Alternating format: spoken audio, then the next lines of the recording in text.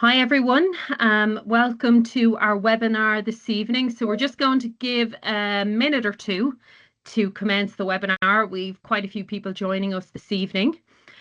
Just as you join us, I do want to alert you that this webinar will be recorded and that we will be opening for questions at roughly 7 p.m.-ish, maybe a little bit before. The reason why we do that is because we will cover off a lot of the questions that are being asked in the webinar itself, but we will of course give you the opportunity to put your questions into the chat a little bit later on this evening. So I'd just to introduce myself then, I'm going to give you an overview of our agenda. My name is Linda Young and I am the Senior Manager for CAO Recruitment at Technological University Dublin. So I'm joined by my colleague Bob O'Murricu. Bob is our Senior Manager for Admissions, and myself and Bob will be having a chat a little bit later on today. And then I'm also joined by some very lovely students from TU Dublin. We have 4 students joining us this afternoon from a variety of our different programmes, and they're going to talk a little bit about their experience applying to TU Dublin, how they got here, what the CAO was like for them, etc. So we'll be joining them a little bit later on today also. But just to go through the agenda, I'm going to talk through TU Dublin, who we are and what we do. I'm going to give you a brief overview. This webinar is predominantly about the CAO itself and how it works, so it will just be a very brief introduction to TU Dublin. But I will say one thing about TU Dublin. We are a very large university and we offer at a lot of different levels and a lot of different subject areas. So we actually are really well placed to showcase how the CAO works. I will be doing an interview then with Bob, and we'll be talking through, the CAO itself, how it works. We'll also be looking at some of the mistakes that people make regularly, and we'll be telling you how to solve them and keep an eye out for them. So, then working through that, I will be reiterating a lot of what we've discussed by going through understanding the courses and points. I'll be talking about progression pathways, not only into university, but also through university. I'll be talking about how to maximise your CAO form. We'll then hear from our students. We'll have a little chat from our students, talk about their experience. And then, as I said, we will open the chat with about half an hour to go. Please put all your questions in there, and then we will be answering questions as we go, but I will also take some very important and prominent questions that come in order for you to see the answers. At the end of the webinar then, as I said, this is recorded. We've a set of webinars running over the next week. Tomorrow evening we have the Access Foundation programme. Then next week we have the QQI webinar and the Mature Student webinar. So at the end of next week we will send the 4 videos out in an e-zine that will be sent out to everybody who has registered, and you can have a look at those. We'll also send out the slide decks, and this will be published on our website in the next day or two if you want to go back beforehand. And you can also contact your admissions team, or you can chat with us on our Public Chat, which is an online chat bot, which is on during the hours of 9 to 5 every day. So if you want to chat with us also online, we welcome that. Okay, so just to start with a quick introduction to TU Dublin to those of you who are unfamiliar with us. So TU Dublin is Ireland's first and largest technological university.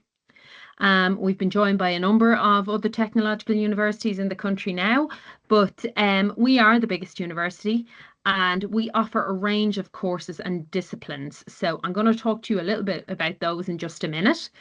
We offer pathways from to graduation from higher certificates, which are a 2-year programme, to an ordinary bachelor's degree, a 3-year programme, and an honours bachelor's degree, which is a 4-year programme. And they're all at what we call undergraduate level.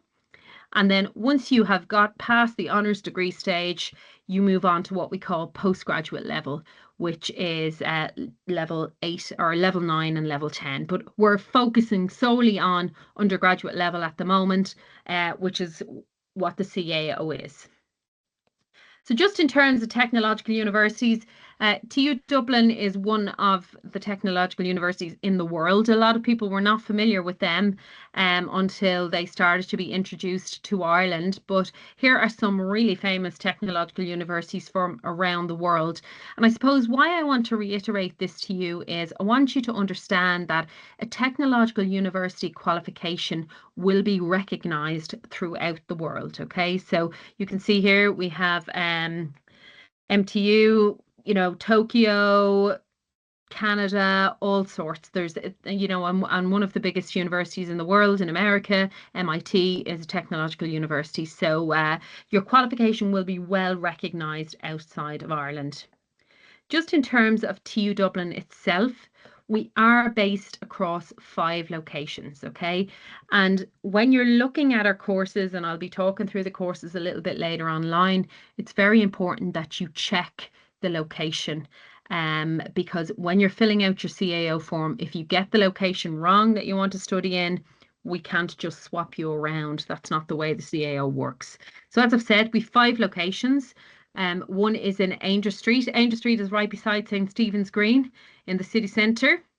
Then in Blanchardstown, Bolton Street. Many of you probably know Bolton Street already. It is potentially 5 or 6 minutes walk from O'Connell Street. Then you will have our new Grange Gorman campus. Grange Gorman is in Dublin 7. It's nestled between Phibsborough and Smithfield. It's also quite close to Bolton Street as well. So it's about 8 minutes walk from the Grange Gorman campus through King's Inn to Bolton Street. So just want to highlight that because a lot of people get Grange Gorman mixed up with Gormanstown. Grange Gorman is in Dublin 7. It's in the city centre and it's very, very central and easy to get to via public transport. And then we have our Tala campus, obviously based in Tala. These are the subject areas that we teach in TU Dublin. Not to go into too much detail on them, but these are just a heading. We have 152 undergraduate programs, or CAO programs, as we might also refer to them, running for this year. So you can see we're running programs in the area of architecture. Built environment, guys, is construction. It's the built world around you. So you're looking at things like construction, quantity surveying, town planning, that sort of area. We have a variety of business courses then across our 3 locations in Ainger Street, Blanchardstown and Tala.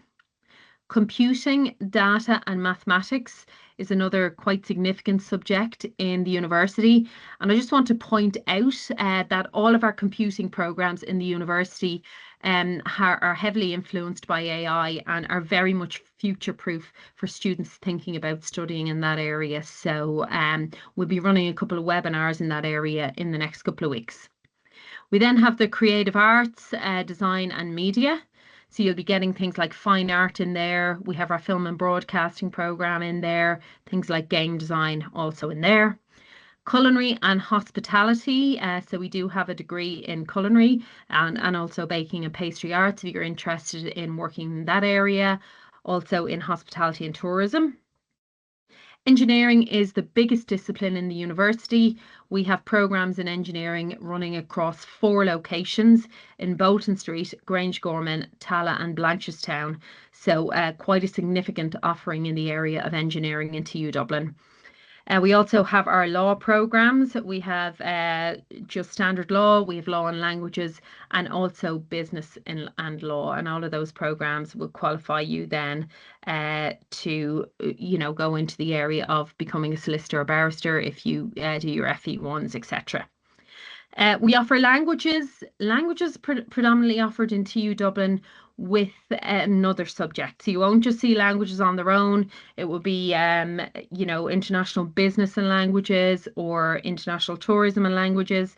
So we present languages with another subject area in the university.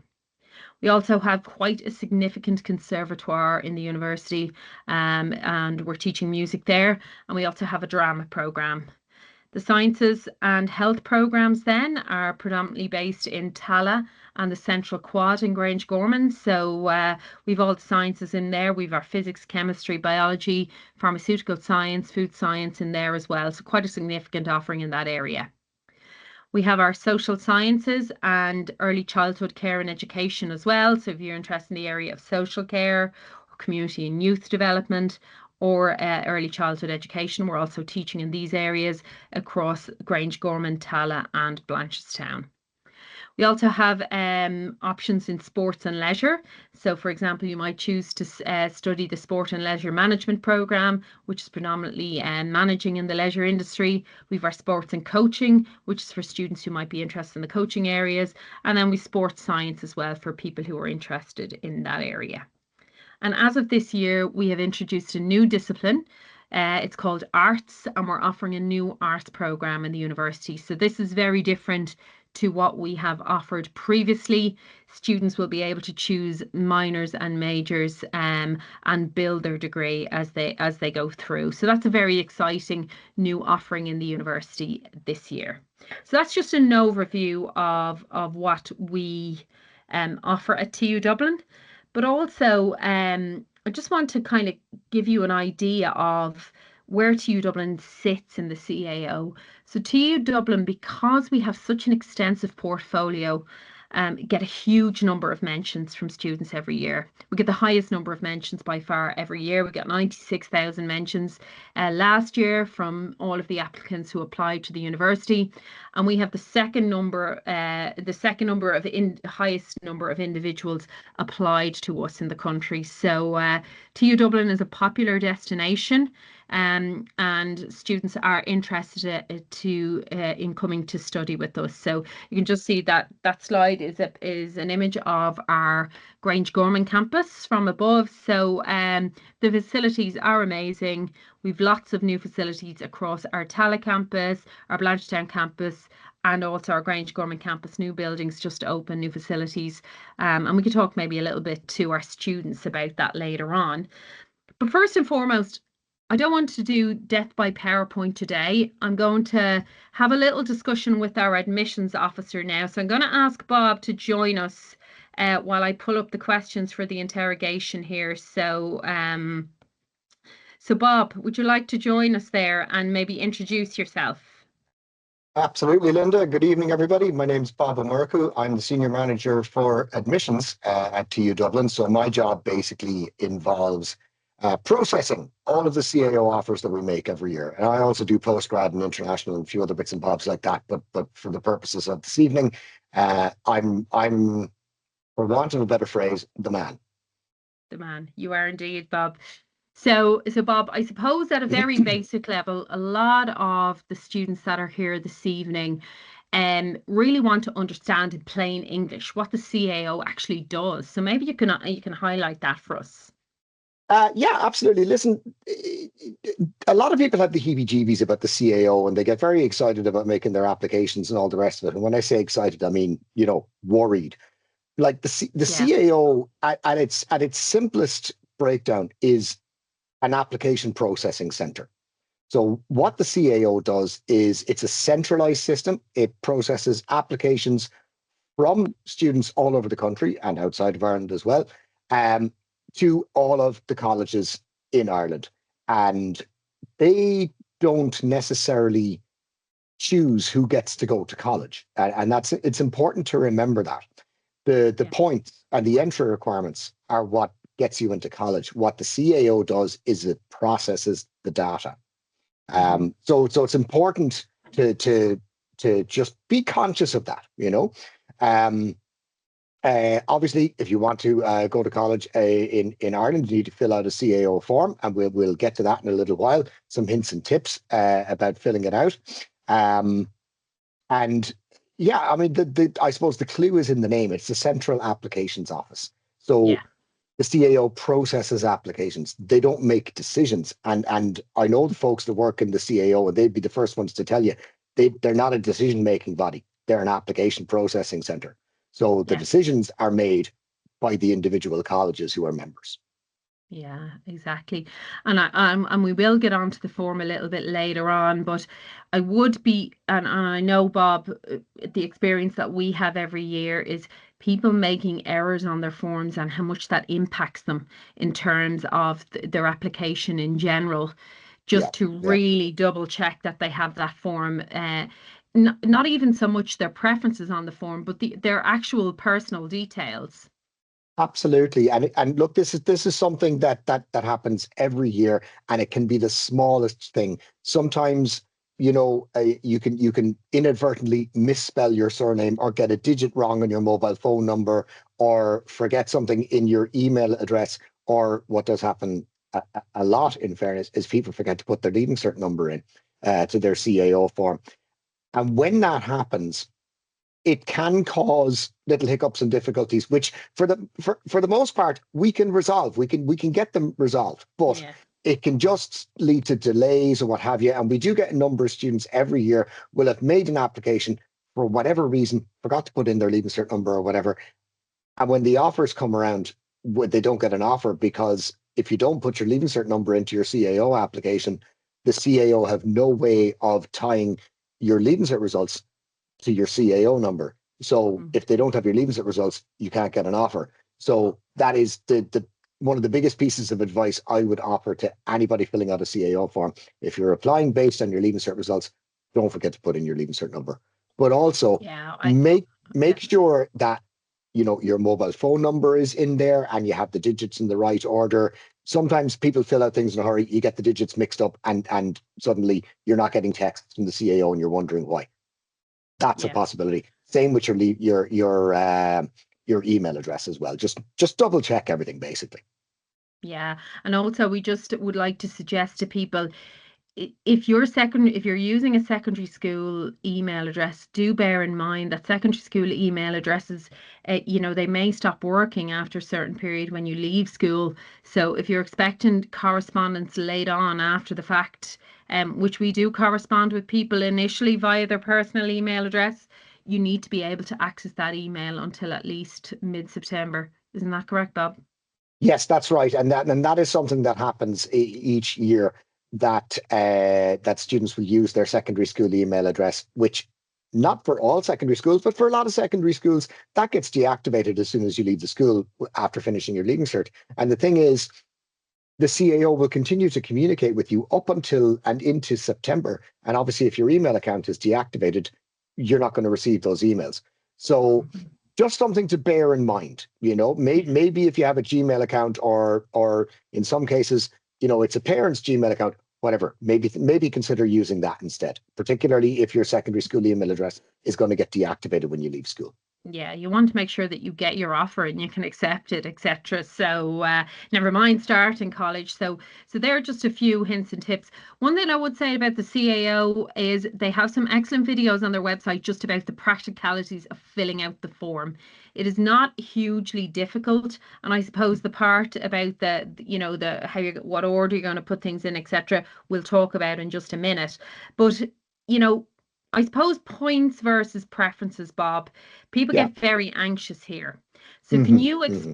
explain how points and preferences work? Because I think this is one of the biggest myths within the CAO itself.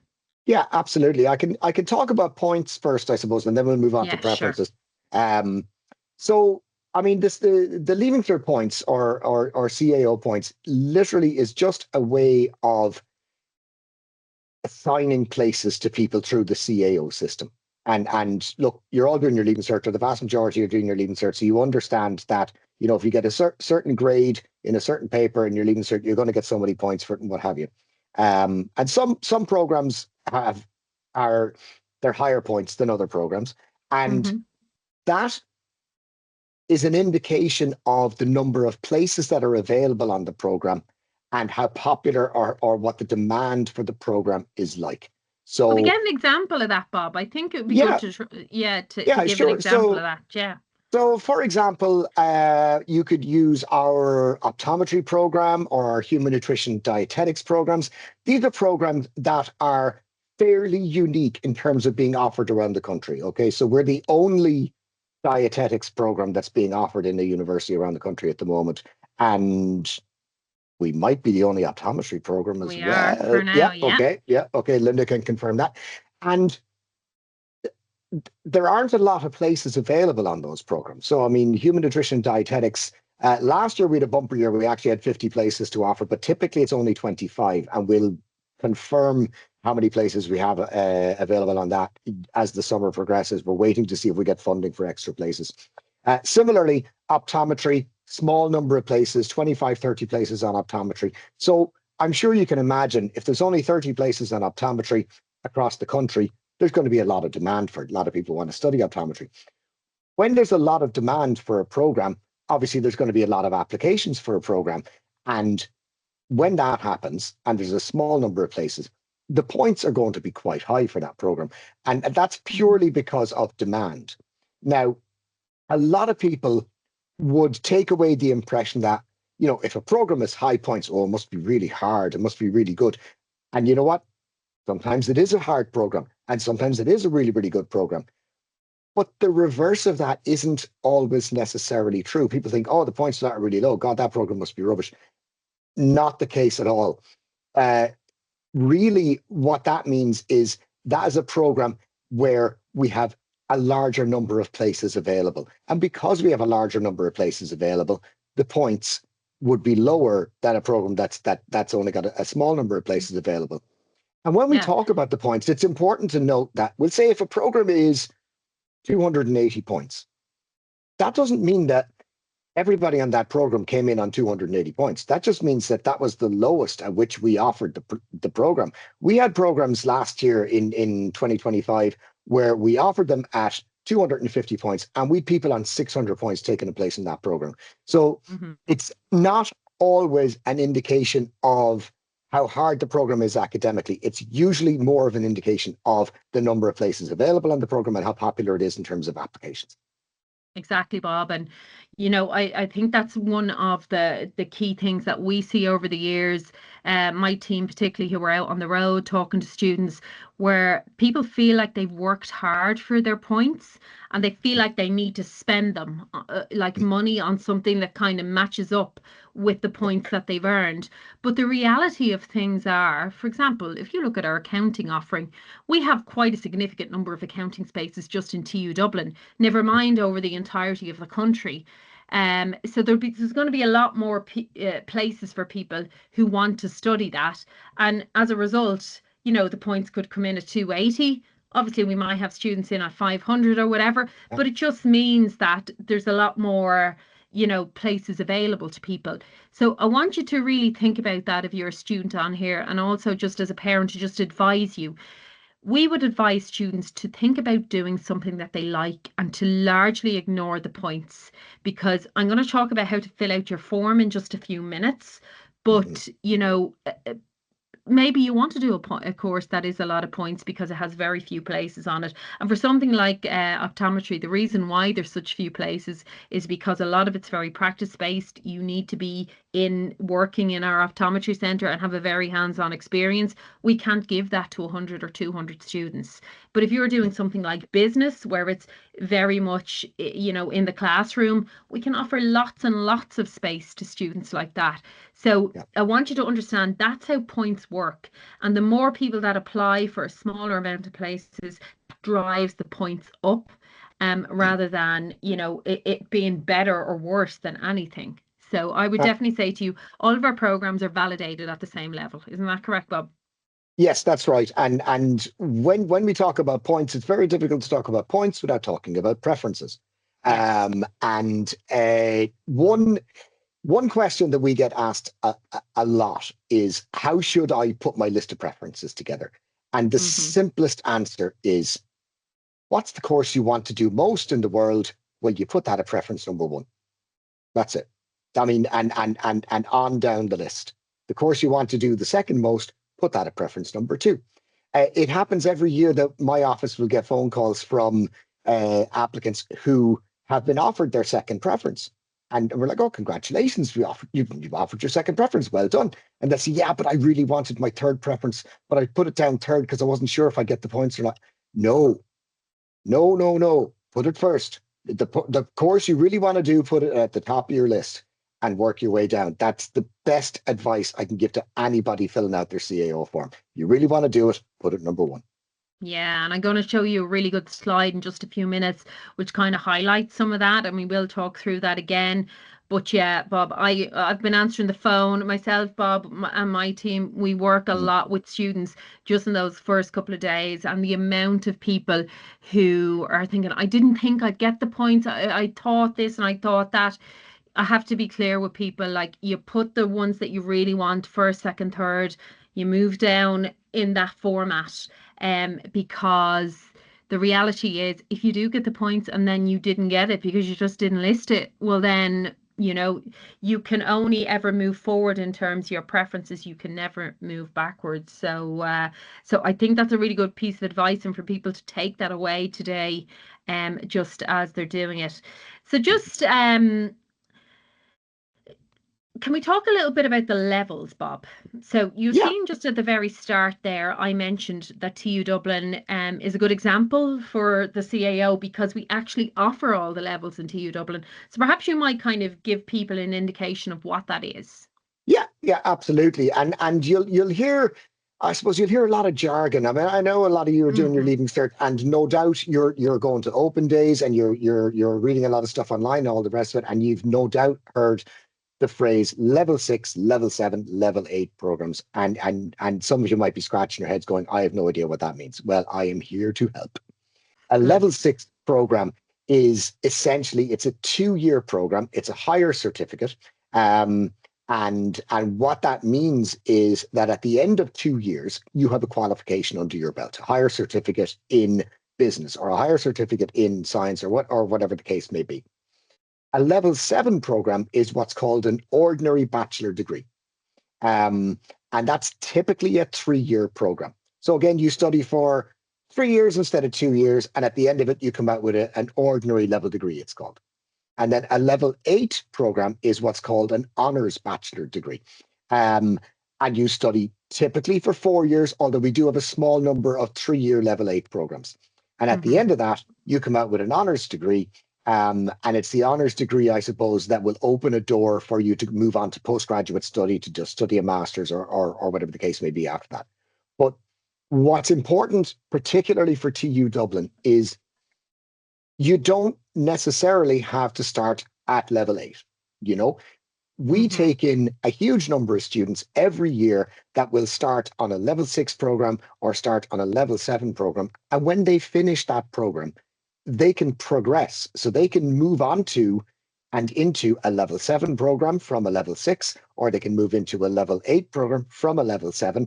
And regardless of where they start, they can finish at a different stage along the road. They can finish with a level 6, 7, or 8 if they start with a level 6, 7, or 8. So it's about providing options and opportunities, really, Hmm. that for whatever reason, you might get offered a level 7 program. You had your heart set on a level 8, you didn't get offered it. But when you finish that level 7 program, there's an opportunity for you to move on and get your level 8 qualification. That's right. And I think one key thing that students need to consider here, as we talk about progression this evening, and I really would like you to consider this over the next couple of months, because as well as that, we see a lot of students come in September, and they leave like after a couple of weeks because they have been offered a level 8 and a level 7, and they've taken their ninth choice level 8 instead of taking their first choice level 7 in the area that they want. And they've taken their ninth choice level 8 in an area that they're not particularly fond of, but they wanted the level 8 degree. And the reality of that is that they're now gone. Are they gone to a PLC, or are they just going to do nothing for the year and then come back and try again next year? Whereas they could have already been through a year of something that they did like and progressed to the level 8 a little bit further along. So guys, I really want you to consider that. And also I know there'll be students on here this evening who just can't see through 4 years. 4 years seems to be very long when you're young. Some people are like, I can commit to 2 years and then I would like the option to progress afterwards. But for now, if I put 2 years in the bag and I can see where I am in 2 years, so that works well for students too. And some students like to come on level 6 for that reason, and some students like to come in on 7 for that reason and progress onwards. But what we're trying to, I suppose, reiterate here is that there are options to move through university. Okay, you don't necessarily need to come straight in, straight onto a level 8 and straight out the other end. In fact, a lot of people will go sideways, move this way, etc. But also a lot of students will go to QQI, which is also a really good option. And I would highlight that for any of you considering QQI, we are doing another webinar specifically for QQI next week, which we'll give you those details a little bit later. Also, I just wanted to highlight, as we talk through the level 6, 7, and 8, your leaving cert is at level 5. Okay, so for those of you sitting your leaving cert at the moment, the natural step is to 6, 7, 8. Some students go from 5 to 8, some students go from 5 to 7, and some go from 5 to 6. But realistically, what you need to think about is what you get in the end.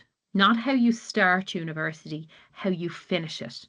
And you can start on the best level 8 going, having got the best points. But if you can't get through university, are you better off to start at 6? You need to think about what works really well for you, because we took in about 6,500 first years last year, and every single one of those students has different wants, needs, views and aspirations for the future. So you need to think about what is right for you and not about what your friends are doing so much. And I know that's very hard to do, guys. I do know. But you need to think about it from that perspective. So that's just some advice from us, having been here for a long time and kind of seeing some of this stuff. So Bob, we might just talk very quickly on some of the common mistakes that we see for first time applicants. Yeah, Just so that we can yeah, give some tips there. yeah. No bother at all. We've already spoke about some of them, but we'll go back on them. Yeah, yeah, sure. So I'll just talk through these really, really, really briefly. I suppose one area that we would encourage all applicants to be really familiar with is the minimum entry requirement for the course you want to do.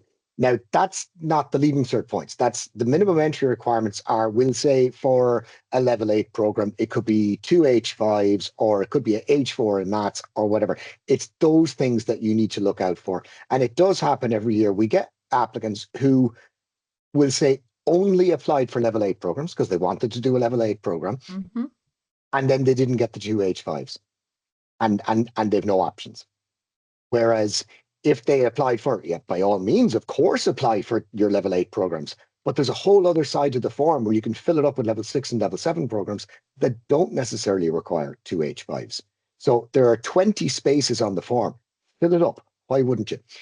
So that way you have options. If you're hard to set on the level 8, for whatever reason, you don't get the minimum entry requirements, you may get a level 6, 7 offer. And as we were talking about earlier, there are opportunities to progress from the level 6, 7 into level 8 study. So that's one to be aware of. Just the minimum entry requirements, keep an eye on them. We talked about preferences earlier. As I said, the program you really want to do, put it number 1. Don't put it number 2 because, well, I mightn't get the points for number 1. But just the program you really want to do, put it at number 1. I can't stress that enough. Make sure that you put your leaving cert exam number on your CAO form. All right. It's typically a 6-digit number, begins with 1. Does it, Linda?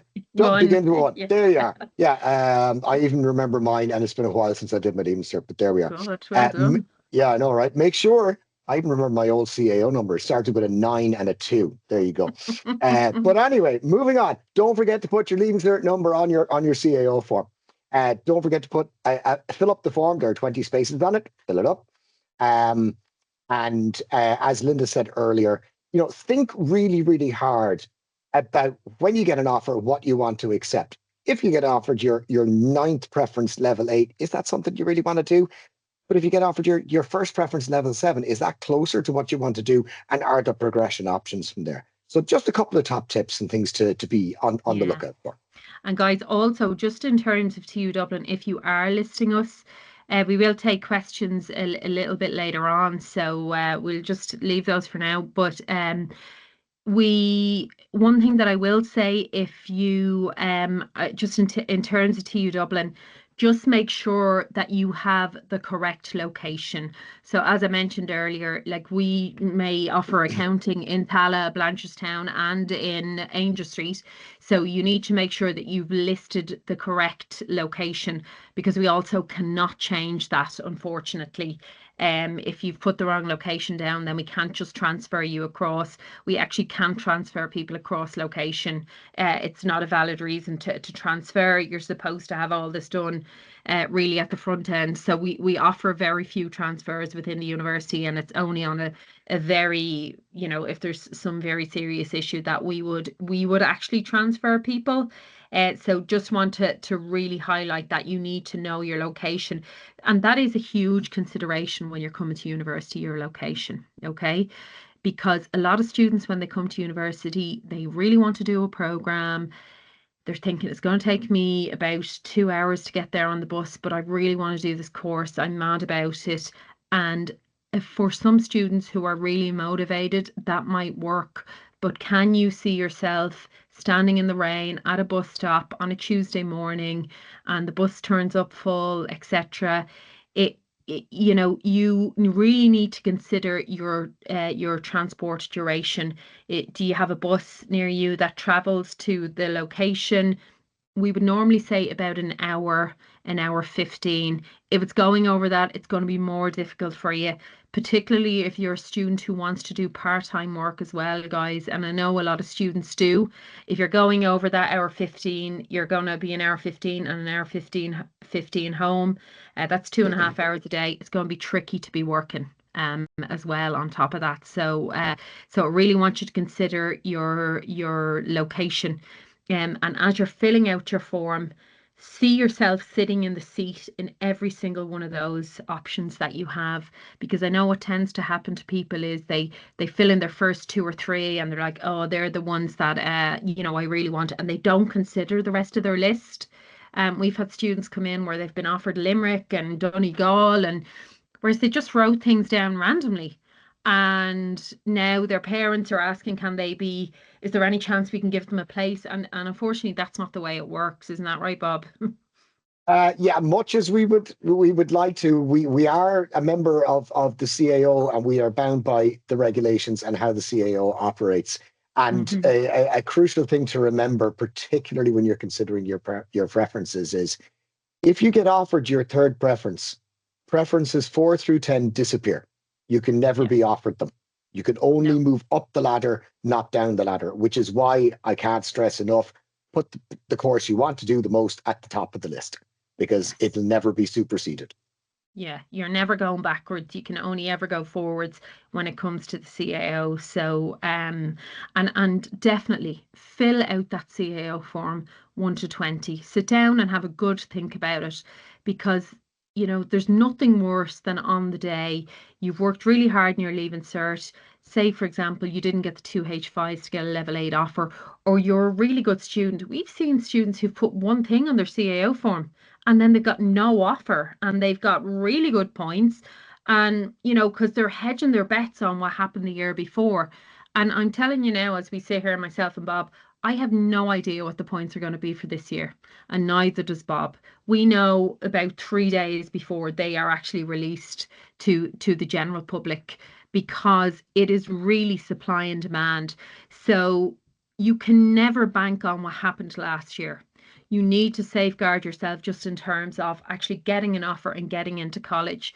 And the reality for that student was they could really apply to available places, but if they got nothing there or fancied nothing there, they had nothing for the whole year and had to start again the next year. So just to avoid that, a bit of work definitely goes a long way when it comes to the CAO form, and we'll be talking a little bit more about that in just a minute. So, Bob, I am just going to give you one more question, and then I'm going to let you go. If there's one thing that students and parents should not panic about, what is that? There's one thing you shouldn't panic about. Uh, like the CAO is a route to third level. It Mm-hmm. is, you're not locked in for life. You know, you Exactly. always have options. There are progression options. If you don't get the level 8 that you want, you could take a level 6 or 7 and move on to level 8 study. You know, employers, they value skills and experience, not necessarily course titles, you know. And the CAO, at the end of the day, it's a starting point. Now, Mm-hmm. I know you're all coming towards the end of your time in secondary school, and you think you're coming towards the end of things, and you are in a certain way, but it's a transitional period. The CAO is the facilitator of that transitional period, and you're moving to third level. It's not Mm-hmm. the end game. It's a stepping stone. So Yeah. that's one thing I would say not to panic about. Yeah, but by all means, like you're not locked in for life, and but by all means, you know, you have QQI options to come into university. People change across, you know, they do a year and then they decide it's not for them and they apply and do something else. You're not locked in for life. There's so many different options when it comes to third level now, and by all means, the more you find out about those now, the more prepared you are for them. But you know, you do have that QQI option, and as I said, we'll be doing a piece on QQI as well. I will say TU Dublin are huge on QQI. We made about 25% of all of the offers in the country last year from came from TU Dublin. So for students maybe considering coming to university, but are perhaps thinking I'm not ready for it, or I'm not 100% on what I want to do, maybe I'll go and do the QQI first. It's also a really good route, and you can Yeah. use that to apply to us then the following year. So Bob, thanks a million for that, for some of those tips there. I would say that the admissions team are available if you need to email them, admissions@tudublin.ie. I think David will just add that onto our chat there. And we'll also get David to put a copy of our undergrad prospectus just up there if you want to download that across the meeting. And then any questions that you have, you can also put them into our live our chat bot that we have online every day. So, you know, please ask questions. If you're unsure about something, you want to ask a little bit about progression, then you know, we can do that also. So we will definitely get back to you. So thanks a million, Bob. I'm just going to reshare my screen now, and I'm going to get back to just to give you some live samples. I know we've talked about a lot of that, but I do like to go over it for people because I suppose some of this is really, really important. So let me get back to this for you now. Okay. So just in terms of starting your research, so people are thinking to themselves, how do I actually start? Okay. Um, you can go to the TU Dublin website if you want to have a look at our different courses and look at the individual course web pages. So you're going to be looking out for a few key things, should I say, in each of the on each of the course web pages. You're going to be looking out for what the minimum entry requirements are. Please bear in mind that if you want to do something like optometry or a science subject, there may be a requirement for you to do a science subject at your Leaving Cert. So you will need to check that on the course page, but it will be listed quite clearly on the course page. But for the most part, TU Dublin, you need maths, English or Irish. We don't require exemptions for Irish guys. If you are not studying Irish at Leaving Cert level, that's absolutely fine. You can use your English grade to access TU Dublin. We do not require another foreign language either. So it's maths, English or Irish. And for some programs, then we may require a science subject, or if you're coming in to study a languages program, there may be a requirement for language. But very few of our programs really. I'd say about 98% is the maths, or maybe about 95% the maths, English and English or Irish. So you want to look for your course. Obviously, the number of places affects the points and how they go up and down or whatever. But if you're quite a significant amount of places, then you know, that means that there's more on offer out there. And then you can have a look at the points from the previous year as well. It can be a good guide, but for sometimes points can just go up significantly high. Whatever happening economically can have a big impact on what way courses go. So, you know, that can sometimes play into this as well. If things become popular outside, then the course places points will tend to go up. Just want to show you the difference between entry requirements and CAO points as what we've been discussing earlier on with our optometry. You can see the optometry there requires the 2 H5s, the English or Irish, and then you can see, which is really important here, other grade requirements. So it's asking you for the H4 in physics, chemistry and physics and biology. If you do not have one of those, if you are not studying one of those subjects in your leaving cert, you can get 625 points, but you will not be offered optometry because you do not have one of the required minimum entry requirements. So you can just, you know, you just need to be aware of that. But I'm even just showing you some of our accounting and finance programs there. The entry requirements are much easier. We've a lot more places, so it is much easier to get into. And I'm showcasing accounting here, but I mean like lots of different subjects in the university. So you know, so have a look at them and see, you know, get a good feel for them. Definitely when you're on the course page, each of our course pages we have under the module section all of the live links to the different modules that we have in the in that course, and you can have a little read of them. What happens to people sometimes is they look at the title, they think they know what it is, and they don't read it, and they just list it. And then they come into college and it's actually kind of different or quite different to what they thought. So I definitely be saying to you, if you're going to put something on your CAO form, go onto the course page, obviously read the minimum entry requirements as you're applying to it, but also click on the modules and have a read about what you would actually study. Think about, does this sound like me? Would I like this? Would I enjoy this? So definitely do that. The progression ladder system is something, guys, that you really need to think about and that you really need to maximize for yourself. So we've talked through that just in terms of filling out your level 6-7 on the CAO form, as well as your level 8. You have 20 spaces overall, guys, 10 at level 8 and 10 at level 6-7. It may be on the day that you get 2 offers, one from your level 6-7 line and one from your level 8 line, okay, if you fill both of them in.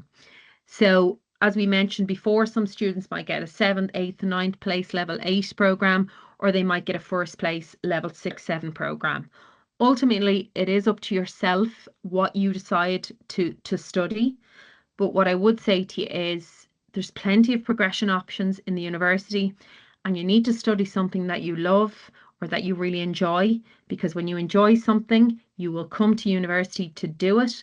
And people, when they enjoy things, they tend to be better at them. Okay, so it makes sense to pick something that you enjoy. Okay, and if that means that you choose your level 6-7 rather than your 8, so be it. Guys, I will say that the level 6-7s are really good standalone qualifications on their own. Students will go to work after level 6. Students will go to work after level 7. You can go to work for 20 years after a level 6 and come back and do you know, the add-on years later on.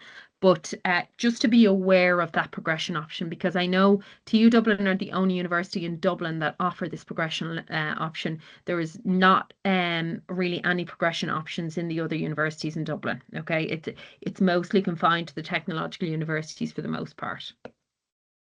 So this is progression. As I said, you can go to employment, or you can progress on to the bachelor's degree, ordinary, or onto employment, or go on to your honours bachelor's degree at that stage. You can stay with us after that if you want to do your master's or your postgrad. You can even do a PhD. So the reality is, if you come in the door at a level 6, you can exit with a PhD. It doesn't matter what level you come in at. It simply matters what what you exit with at the end. So I just want you to be very clear on that. And that's just an example of our progression. Coming in on the business, doing the 2 years, achieving the average grade of 55, and then moving on to 3rd year. So there's that option there as well for you guys. Just in terms of where you're going to find the information that you want about, you know, all of this and everything that we've discussed here, and, you know, the different access routes that we offer in the university, which again, we will be doing a variety of webinars on over the next couple of weeks. If you go to our main homepage, tudublin.ie, you will see there's a little box on it there marked CAO Hub. And when you click in there, it's nearly like your booklet for CAO. Okay, it describes everything. The CAO can be a bit of a minefield for people who are coming to it for the first time, you know. They're trying to understand the levels, what way they should apply. I hear about Access, I heard about SUSI, I heard about DARE. What are all of those things? So there's explanations in there about everything. I will identify, guys, that we do take SUSI grants, and about 55% of all of the students in the university are on some form of a SUSI grant. The SUSI threshold is actually over 100k at the moment. So if your family earns less than 100k, you may be awarded something of a grant. So not necessarily a full award, but you know, something of a grant. They may pay half your fees, quarter of your fees, etc. So if you want to find out more about grants, and I definitely say to you, apply for them early. Susi.ie is the website, and David might just put the link to Susi in there for us. Now, Susi will open shortly. You do not need to have an offer for university to apply for Susi, okay? I would definitely say when Susi opens, make your application early, get it in, get your documentation in, and, you know, get your award. But even if they haven't given you a final decision when you commence college in September, that's fine. You can start without that, and then when they give you your decision, then you can pay whatever the balance is, etc. When you come to college at TU Dublin, you pay 25% as you start. You pay 25% at the end of October, and then you pay 50% at the end of January the following year. So the fees at the moment are €2,500. So you're paying 25% of that in September when you commence, 25% at the end of October, and then the balance of that on the 31st of January the following year. So just to have that in your mind as a format on how the fees are structured, and David has put the link in there if you want to have a read about the fees. If you have already been in university previously, there may be another fee on top of that. That's also outlined there. But for the most part, I know a lot of you will be on here this evening who are coming to university for the first time. If you are a student who is from outside of Ireland, then you will need to be fee assessed. Okay, so if you have been in Ireland for less than 3 years, then you will need to be fee assessed. So our international team will look after that. But there's a lot of information on there about fee assessments for those of you who are interested in that. So a lot of information in there, as I said, but sorry about that. Yeah, I definitely would take a look at that CAO hub and have a read through the various things there. There's lots of advice and information on you know, how to progress through college. So for those of you who are from an international background, there's some info there too. There's just some of what we'll be talking about. For those of you who might be interested in sports scholarships as well, there's also some information in there for anybody playing at elite level.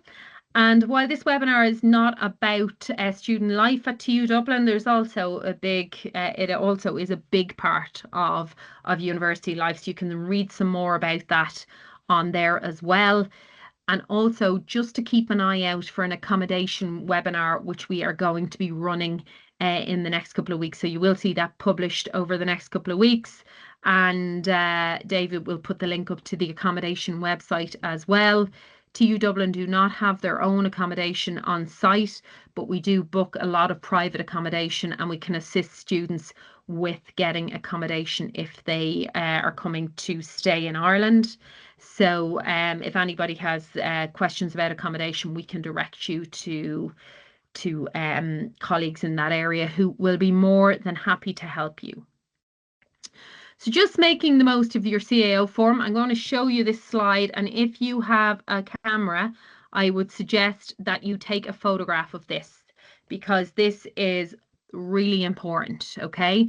And we can't reiterate it enough. What is the best way to fill out your CAO form? The dream courses go in number 1 to number 4. The things that you really, really want to do, guys. Okay, I want to be an an optician. I want to be a dietitian. I want to be a sports scientist. They go at the top. Okay, 1 to 4. Even now, you need to have the minimum entry requirements, guys. Okay, so you need to be studying the subject areas as I mentioned, but you're not going to know what points you got. But if you're putting down sports science, you're going to need a science subject. So if you're studying a science subject, you say, I don't know what points I'm going to get in my Leaving Cert, but I have the minimum entry requirements, so I'm going to put those down. So the top 4 are the dream courses. Then you're looking at more realistic programs. And this is the advice that I give to students just in terms of what they feel they might get, because they want that kind of safety net. Okay, so in and around 3 to 4, you're starting with things that you feel that you might get, based on your subjects and grades over the last year. You feel that you should come in around this kind of area, and you think that might get you business, that might get you finance or whatever. So you're listing your realistic courses there. And then last, from about 7 up to 10, the bankers. They're the ones that you're like mostly certain that you're going to get. Okay, so I would definitely follow that structure on both the lines, okay, guys? And that way then you have the best chance of getting what you want, okay? Now, say the dream courses 1, 2, and 3 come in really high points and you get your 4th place, the realistic one, the one that you've come up with. That's absolutely fine. You've got something that you felt realistically you were going to get, but you always have to reach for the sky in terms of what you really want, okay? So this is a really good way of filling out your CAO form. And just to reiterate some of the tips there, the 2 lists, the level 6, 7, fill them out, okay? Your choices in one list do not affect your choices in the other list. It's possible to receive an offer from both, and then you can decide what you want to accept.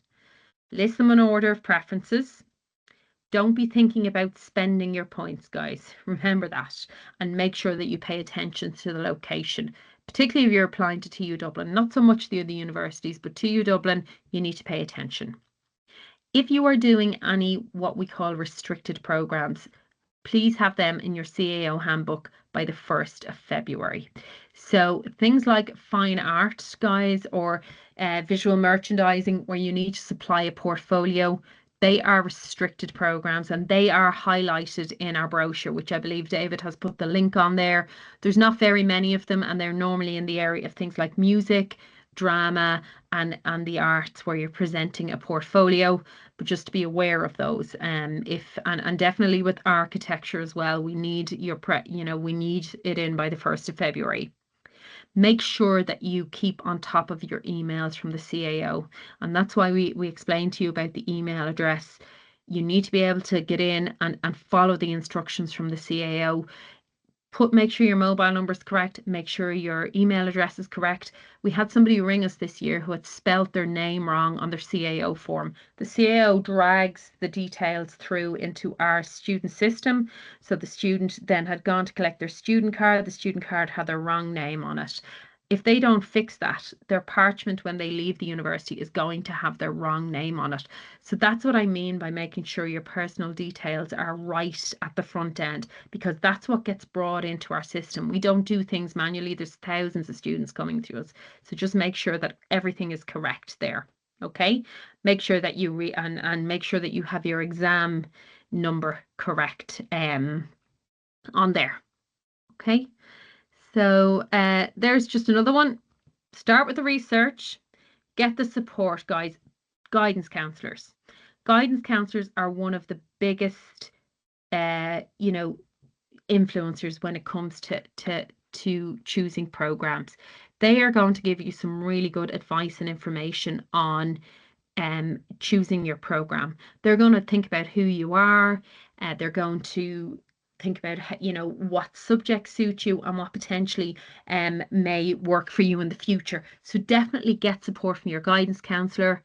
I can't stress enough, come to the university open days, okay? If you're listing something on your form, you need to go to that place and see is it suitable for you.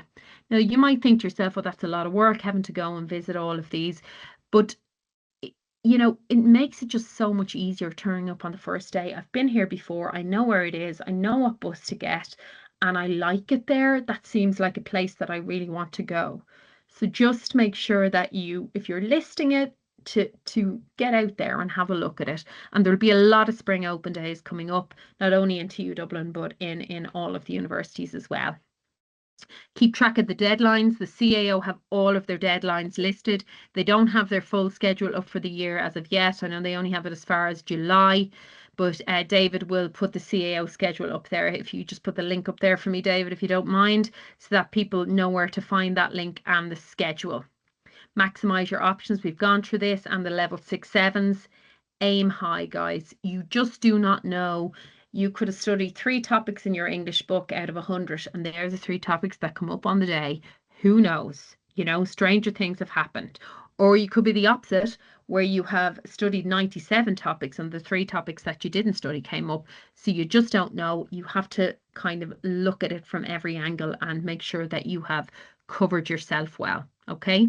So they're just my tips, and the schedule again.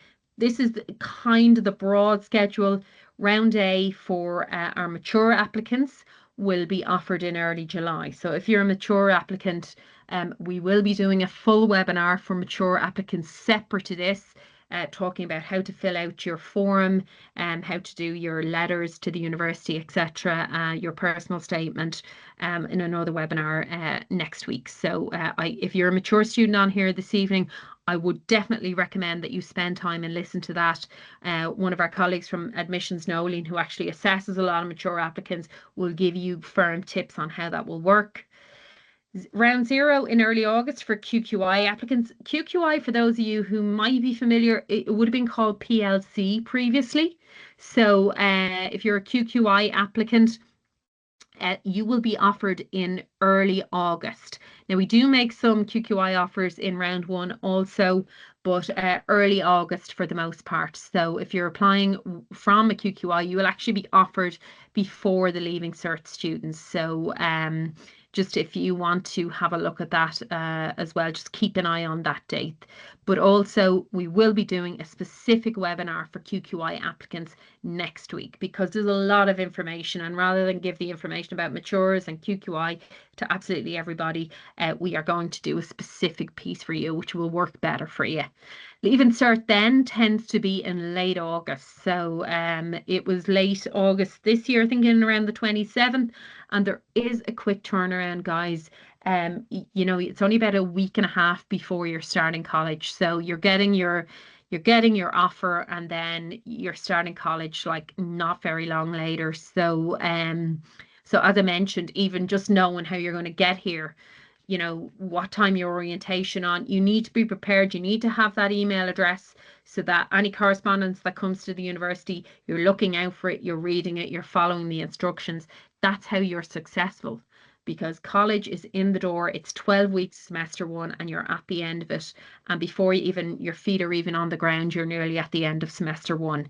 So you need to be prepped and ready when you get your offer to be starting very shortly after. And then round 2 is available about 9 or 10 days later. Again, if you're getting an offer in round 2, you'll be starting university about a day later. So you know, you need to be very much prepped, because I would like to highlight that we also have something that we call available places. When it comes to available places, what happens is whatever places TU Dublin have left after we have made our offers in round 1, we put up for students to apply for, and you can apply from scratch straight away for all of these programs.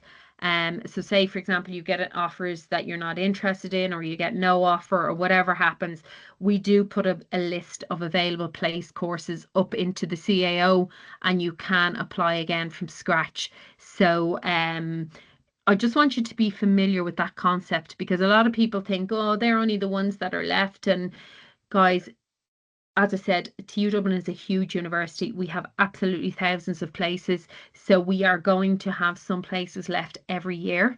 And we do want students to be successful in getting into university. And sometimes they just don't get what they like. So there is another opportunity there in September in available places. Okay, so we're going to have a quick chat to some of our students there. So I'm just going to get our students on. So I'd like to invite you guys to put your cameras on there if you don't mind. So just a moment now.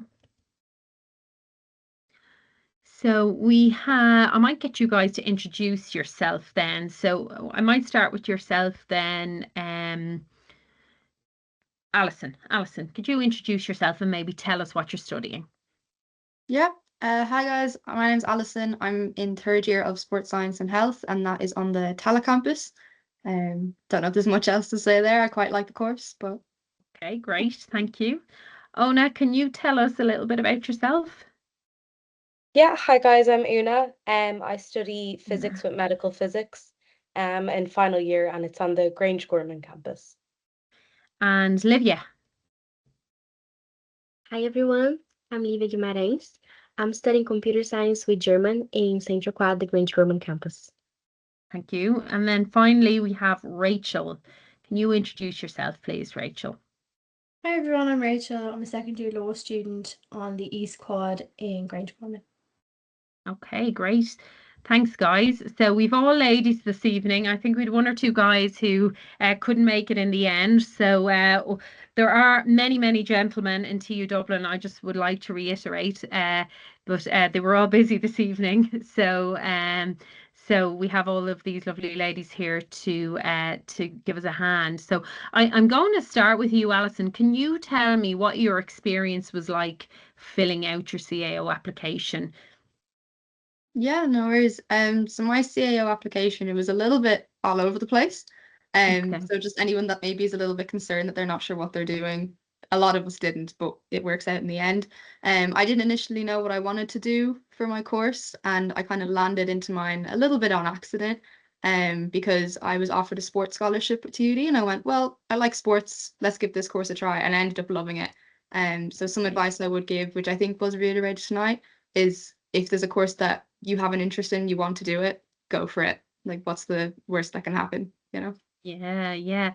And just in terms of assistance that you got when it came to kind of coming to university, was it your parents, your guidance counselor who kind of give you that assistance?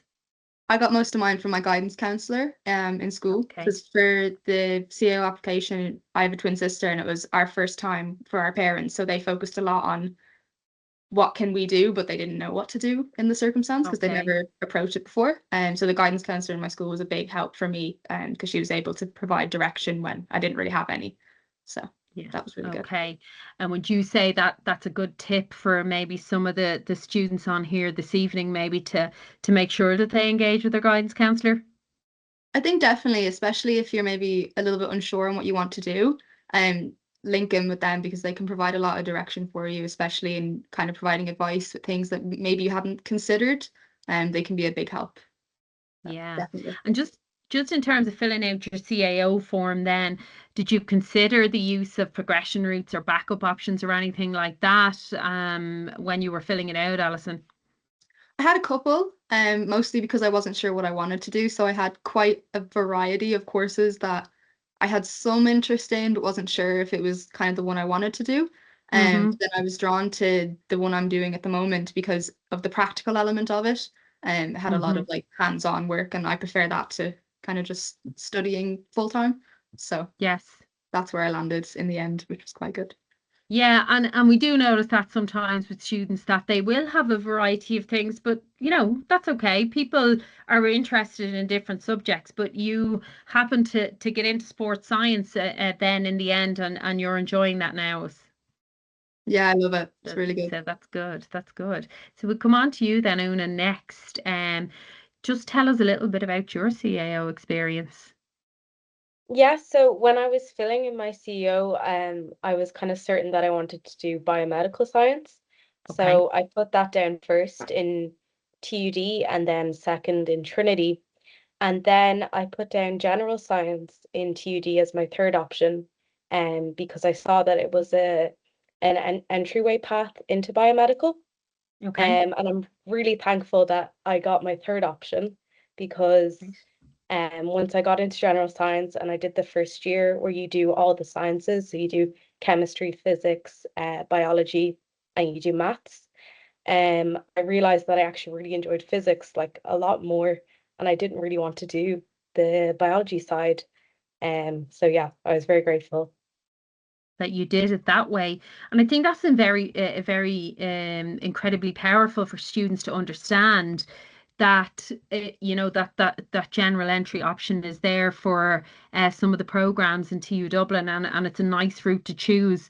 And I suppose it's another addition, and we haven't really spoke about it that much this evening, for people who you were quite certain about what you wanted to do, Una, actually, but there's a lot of people Yeah. out there who actually are not certain about what they want to do, but they know, for example, oh, I like science, so I'd like to do something sciencey, but I don't necessarily know what science I want to do. So they can choose general entry science, or the same with engineering. If they want to do engineering, but they don't know what engineering they want to do, they can do, general entry engineering.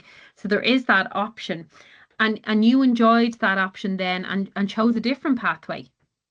Yeah, and also what's great about that option is, anyway, with any of the other science, is Mhm. you have to do all of the core science modules like chemistry, biology, like I said, in first year. So it made no difference. It just meant with general science that I had the option to then, you know, experience it for a year and then decide what I want to do. And I think that's for anybody out there who's not 100% on what they want to do, the general entries are a really good option, guys. And we have them in, as I said, engineering, we have them in computing, we have them in business, we have them in science. So keep an eye out for that term in the brochure that David has added to the site there, and go onto our website then and have a look at the options.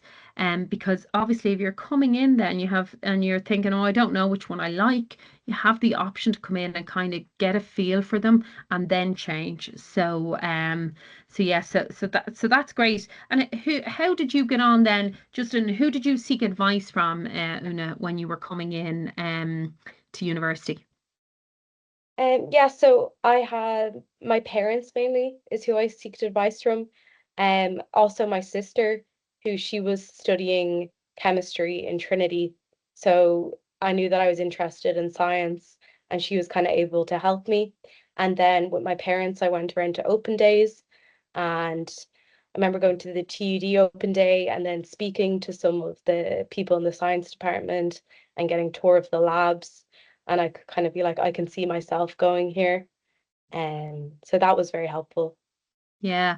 And would you say that would probably be your biggest tip, to kind of go around and have a look? Yeah, definitely. Because I didn't really know much about TUD at the time. I didn't know what the campus was like. I knew about Trinity and UCD, but then actually going to Grangeform, it changed my mind and made me change my CAO. And I think it's very powerful to be particularly for young people, you need to feel like you fit in somewhere and that you enjoy it to be successful as well. Like, yeah, there is a subject area, but and you may be a very good student, but can you see yourself going in there every day for a certain amount of years? Do I feel comfortable here? Do I feel like this is where, I belong? So it's interesting that you said that you came in and you kind of got a feel for it, and then you thought to yourself, actually, I like it here. So I would encourage people definitely to come to the open days. It's a big decider for people. Definitely. It's great. Thank you. So I'm gonna move over to Livia now. So well then, can you tell us a little bit about your experience applying to the CAO? Of course, thank you so much. So to fill out the CAO, I received a lot of help from the guidance counselors and also my parents, because I had to apply as an international student. And my whole CAO was just computer science, and computer science international at TU Dublin was my first choice at TU Dublin, because the course, I think they have a huge, like, great balance between the theory parts, but also the coding and the programming. So we spend a lot of times in the labs putting in practice what we learn in the theory classes, which is really good. And we have tutorials as well apart from the classes. So Right, and okay. also, yeah, So you spent a lot of time with your guidance counselor, did you, Olivia? yes. Okay. And did you go to many of the universities yourself before you before you actually came to TU Dublin? Did you come to visit us? I went to TUD, UCD, and Trinity. Only these three. Okay. So you went to 3 locations, just to kind of get a feel for them all and see what really suited you, and you decided TUD was your number one. And it's amazing how people change their mind about things just by being somewhere, and the amount of students that come and say, "Oh, this is really not the way I thought it was going to be. The subject area is very different, or the location is quite different to the way I thought it would be." So yeah, so it's really good, I think, to talk to your guidance counselor and get that tip, or get those tips from your guidance counselors, because they are really, I suppose, the people who, they have all that advice and information there for you. Just yourself, Rachel, then I'll come to yourself then. So can you tell us a little bit about your CAO options? I can, yeah. So Great. I Thanks, decided Rachel. when I was younger that I was going to study law and that was it.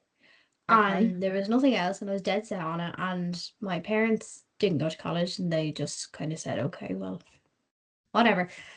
Yeah. And I remember going to my guidance counselor in school, and she told me, but you're not going to be able to do law degree. And I went, oh, why? She said, oh, but you just won't make it. Nobody really makes it. Nobody really gets there.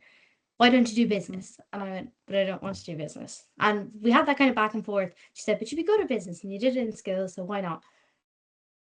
And I Yeah. kept thinking, like, no, I still want to do law. I really want to do law. I think I want to do law. And I didn't let her put me off.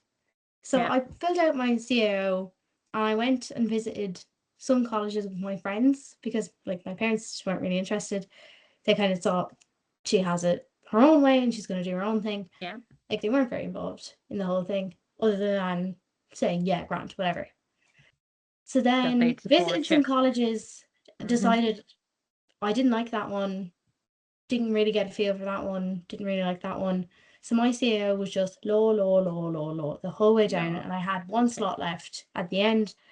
And I looked up just law degrees in Dublin, and TUD came up. And TUD is a 3-year law degree, and I hadn't seen a 3-year law degree anywhere else. So I put that down last. I didn't really think about it. I never visited TUD.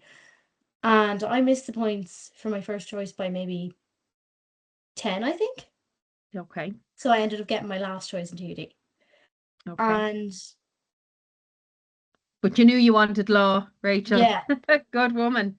still got law, so I couldn't be too upset. I did apply for level 7s in business because she kind of got in my head then, and I thought, oh well, maybe that's not a bad backup.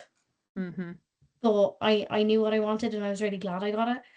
I Okay. had never been to TD before except for my first day, so I was panicking and I didn't know where to go and I didn't know how to get there. And I would say, even if you've missed open days, go anyways. Go and visit, see how you get there. Is there a Lewis? I didn't know there was a Lewis on campus, and I walked from town.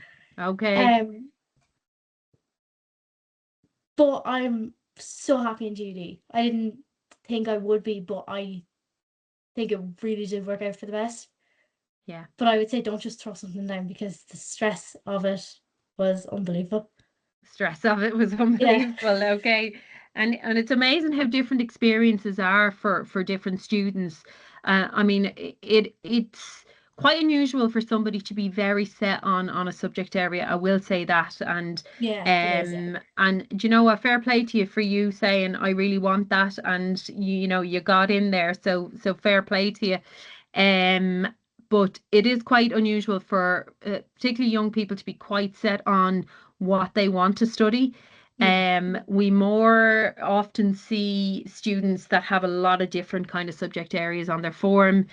We know we have the initial closing date now coming up on the 1st of February, and there will be students who put in different, you know, what they want on the form, but then there'll be students who don't even go near their form yet because they have no idea what they want to do when they want to go to the spring open days and kind of find out a little bit more. But I think it's interesting, Rachel, that you said, you know, you were kind of panicking, you were walking up and stuff like that, and you hadn't really, you didn't I know where hadn't you were really thought going. about it. Yeah, you hadn't Even really though I thought was about so it. dead set, I hadn't really thought about it. I hadn't really thought of how am I going to get there and how far is it and where is it and all those Yeah. other things. And I got really lucky that TUD is such a lovely place. Yeah. Because otherwise I would have been like Yeah, you would have been, panicking still. yeah, But I remember all my friends saying to me, like, oh, sure, you have it sorted out. You know what you're going to do. We don't know. So it's different. yeah, But even me, I remember going through my CAO, changing the order of everything, then applying for something else, then applying for a different place, and then yeah, put something else at number one. But then thinking, I'm not going to get those points, so put it at the bottom. And then, but sure, that doesn't make sense because then it's at the bottom. And going yeah. back and forth with it, I would say relax for the whole thing. About 10,000 students panic change or panic Yeah. add to their CAO form the day before it closes, guys. Okay, because like we see the numbers, we see them going up and down. The last week is very busy for us, guys, and we do a lot of tours on campus actually the last week for people who haven't got to the open days in spring and now want to come in just to have a little bit of a look around and stuff like that. But you can walk into the campus any day of the week. It's open. You know, if you want to have a walk around the campus, any of the campus locations, you can walk into them and have a bit of a walk around, and you know, you can see how you get there, etc. But yeah, we do see a lot of people making and adding and changing. So, and they're very much thinking about how they did in the Leaving Cert or how they think they did in the Leaving Cert, okay? And it can be very hard to judge what you know what you got in your Leaving Cert until you actually get it corrected and you get your you know you get your actual grades on the day. So it's great, Rachel, that you actually had a strong push towards the subject. You listed them all in order. You put things ahead that you really wanted. Um, TU Dublin wasn't your first choice, and you ended up here. And as it happens, you're really enjoying it, and you're into your course. So we have students here who got their first choice. You know, Olivia got her first choice. Una actually got her third choice. She had TUD something else first. She got her third choice and is actually now really happy and doing something else. And then Alison, you got your first choice and you're doing it and you're really happy. So you can just see from all of the different kind of perspectives how it's kind of all worked out differently for people, but well in the end. And your first choice might not always be what's destined for you, or you know, and you know, there's more than one way to skin a cat, definitely when it comes to TU Dublin. Like a lot of the programs in TU Dublin, you can come in via QQI or you can use progression to get where you want to. There's only about 2 or 3 really where you need the Leaving Cert points to get into the course, and we don't take other options. So lots of opportunities there. Okay, listen, thanks a million to our students then for giving us their time this evening. And I'm going to let you guys go now. And we're going to go back to the chat there and we're going to take a few questions. So, okay. So just in terms of, I see one there about medical science. Medical science is one of our 2 programs in the university that realistically you need to come on the Leaving Cert points. We don't have QQI options. It's the same for dietetics, and that's really down to the core regulations. So unfortunately not for that one, but for the bulk of our programs, there are progression options. So so as I mentioned, guys, and I see some of you are coming in asking about the here and there and access routes. We will be running a here and there TU Dublin, and we also have our own internal TU Dublin access program and our Access Foundation program. So we'll be running a variety of webinars over the next week on them. And as I said, we're going to bundle them all up then together. And you'll be able to look at the different the ones that suit you for you know, to you know, as an applicant, and what you need to follow. So for general entries, 20 places. So Guys, just in terms of the places in the university, we won't have any detail in terms of if we've any increase in places until the summertime. For the most place, I would say that we're going to remain fairly static in terms of the places that we're offering. I don't foresee a big jump there. So places wise, I don't see that going up. The applications for September 2026 for CAO are already open, guys. So if you're, you can apply to the CAO now. It will close on the 1st of February. So guys, if you want to get your mentions in there, get them in now. If you mention TU Dublin at all on your CAO form, we will write to you then about the spring open days and invite you to them. If you don't put us down, we can't see your information and then we won't be able to contact you. But if you mention even one of our courses, we will write to you about the spring open days. And guys, we have got 5 spring open days happening over the next couple of weeks. And I know David has added the link there further up the chat. But you can find details on our website, tudublin.ie. I'm just going to actually share this page so that you can see it. So you can see we have a huge host of webinars happening over the next couple of weeks, and we will be adding to that. So we're trying to schedule a lot of them in the evening, but guys, all of those webinars will be recorded and published on this page when they have been complete. So if you want to go back and have a look at those at any stage, you can. And as I said, what tends to happen is the more groundwork that you do at the front end, the more successful you are then when it comes to your the CAO. So guys, we are coming up to 7:30. Is there anything else that people would like to ask us? So if you took a gap year and then decide to apply to college, will your CAO points be reduced? No. So whatever your Leaving Cert points are your EU points are. So for example, if you are a German student, a French student or whatever, what we do is we assess your points and we translate them to all intents and purposes to the Irish Leaving Cert, what you would have in terms of the Irish Leaving Cert, and then they are allocated to your account. They don't change, your points don't change, but the courses that you want to apply for may go up and down. So you may meet the requirements this year, but when you come back next year, you may not, depending on if the points have risen or gone down. So yeah. If you apply to a restricted course and then you change your mind later on, you can take that restricted course off. No trouble at all. Medical science, Bob, how many did we have last year? Was it 50? We did actually double our medical science intake there last year. Is he there? Yes, I am here. Sorry. Medical science, believe we actually had 65 places on medical science last year. Yeah. Now So that was an unusual year. We had a lot more. We got funding for additional places. That number may drop for this year, but even in previous years we had, was it 35, 40 places thereabouts. 35, 40 places, yeah. So so I don't see them going up this year. If anything, they might come down a little. So if you apply for year 1 of an engineering course, how do you progress to year 2? So the engineering program's the general entry. You come in at the end of year 1, then you pick your specialism. So for example, if you're doing the level 8 in Bolton Street, you'll pick from 1 of 7. So you might decide you want to go then to civil, structural, mechanical, electrical, design engineering, or building engineering.